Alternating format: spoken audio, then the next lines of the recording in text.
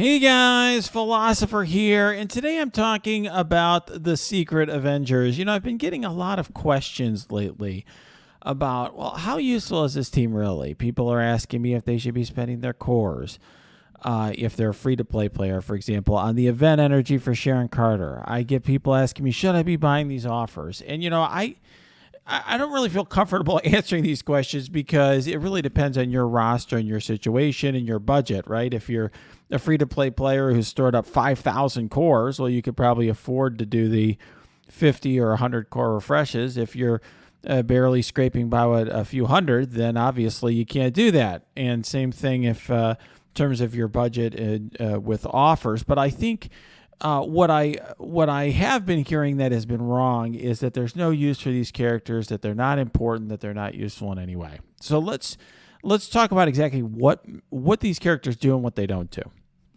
So first of all, as a starting point, these characters are fantastic in raids. Now, Maria Hill has been unlocked by some players, and I know there's some confusion about this because it was never announced by the devs. But what they did is they've added this area to supplies, and they've thrown her here so you could spend 8,000 cores to unlock her, which is like $100 or something. So if you want to spend $100, you can unlock a 3-star, 3 yellow star, 0 red star Maria Hill. I say no thank you to that. I think that's ridiculous.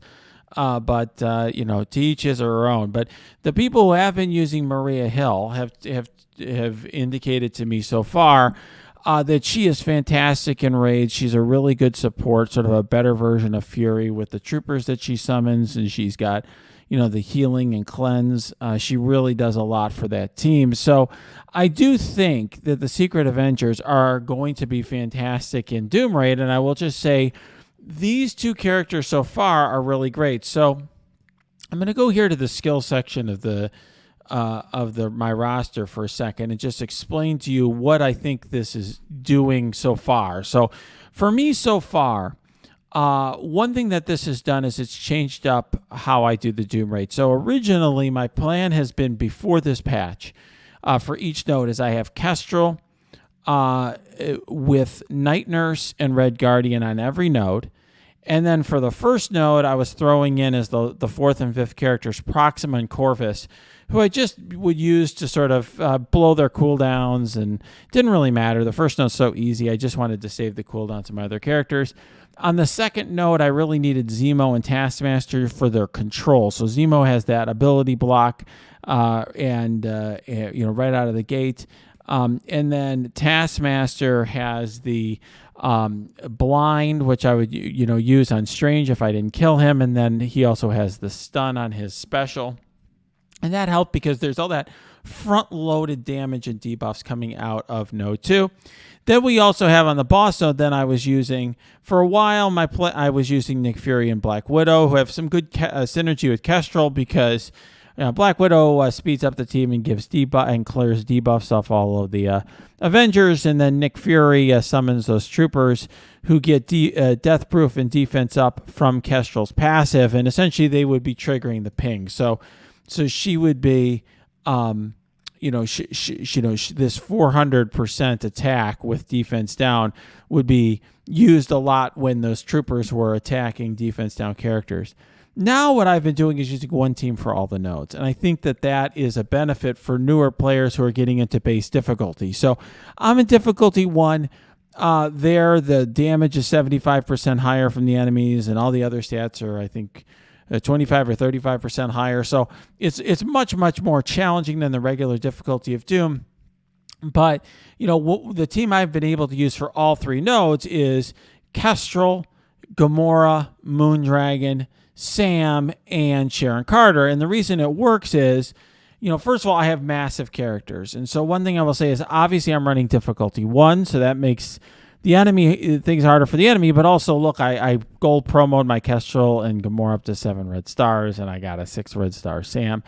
But what I will say is that and a 6 red star Moondragon and all that. So my team is basically shrugging off on the second node the debuffs from the other characters, and part of the reason why is because Sam goes quickly. Sam gives turn meter to the entire team. I save the ultimate for node 2, and he gets everyone going, and they just wipe out the enemy before I get that barrage of debuffs. And Sharon Carter, with her control, she's got a stun and an ability block, and more or less, does some of the work that Zemo and Taskmaster are doing. So I do think, and this is without even Maria Hill, right? So Maria Hill is going to add tons of healing and cleansing and other stuff that we ordinarily were getting from Night Nurse. Now, this doesn't mean Red Guardian and Night Nurse are useless. They're actually fantastic. But what it means is for a new character, a new player starting in Doom Raid, let's say you're starting to enter Doom Raids today, you probably just want to focus for the skill section on Secret Avengers to go with Kestrel. Now, does this team, do these characters have uses in war? Sure. Right now, people are throwing them on war defense, and I'm seeing them with, characters like Kestrel and Nick Fury, and seeing them with people are also throwing them in with the Wave 1 Avengers, for example, just because Wave 1 Avengers, have been decimated. Now that Black Widow's gone, she really added a lot to the team with the cleanse and the speed up. So now people are taking kind of the core of the team, which is Captain America, Thor, and Hulk, and adding some new characters to that team. And then obviously, as I said, Shield, Maria Hill is Shield, and so if you've unlocked her, but even if you haven't, you can kind of throw Kestrel and throw the Secret Avengers in with these characters. It's not the perfect team, but any team that has Kestrel on, it's going to be very good. And I will just say, Captain Sam is a top character in the game. And, so having him and Kestrel on pretty much any team's going to help. Captain Sam, I've seen him slotted in a whole bunch of different teams, everything from Mercs to an Uncanny team. And look, he does add things to teams because, his kit is fairly universal because, he's best on a skill team. Okay, and that's why I said, Mercs, or people throw in with Shield, because there's a lot of skill characters, because he gives more speed bar to skill allies, but he gives speed bar to all allies, and giving speed bar to allies is always helpful. Here he's giving ability energy, which is always helpful, but he gives a lot more of it to skill allies. So, that's, what I will just say here is, he's best on a skill team, but these characters are working on war defense. The main reason to invest in these characters, though, is power creep, okay? The characters have ridiculous stats. If you look at them, look at the 659k health. Absolutely insane. I think he's the second highest health in the game right now. So, look, we have had in this game massive power creep ever since, I think it was back in April, we had Silver Surfer introduced. So since that time, back in December, a character like Longshot was very powerful. When he came out in December, that's 8 months ago now.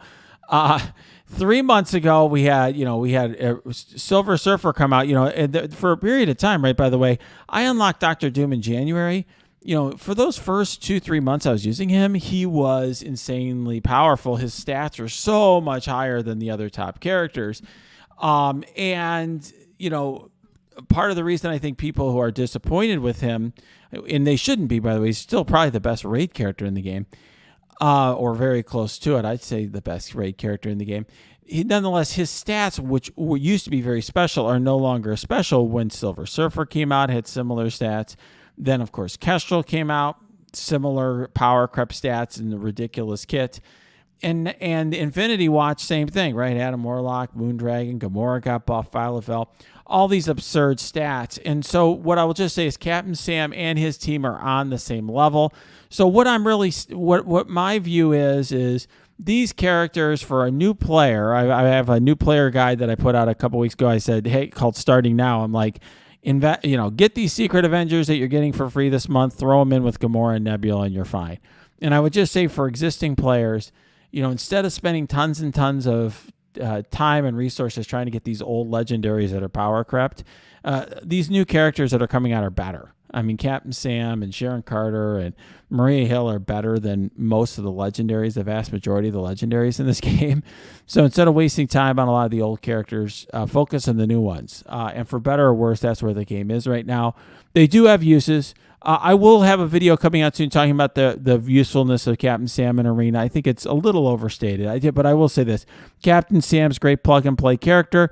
Good in most teams, much best in a skill team or a team that has a bunch of skill characters. Yes, Infinity Watch is one of them.